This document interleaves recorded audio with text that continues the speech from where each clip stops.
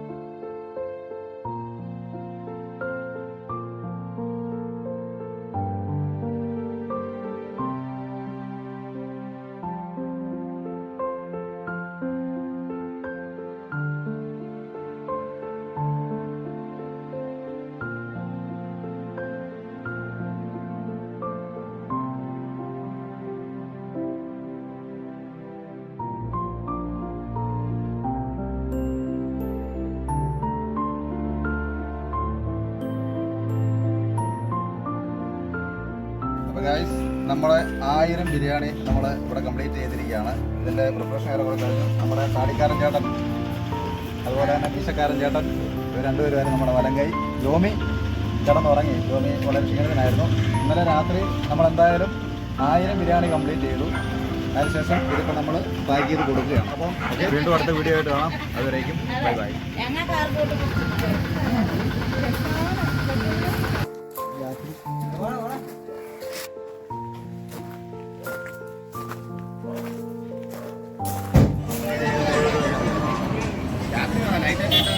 ആ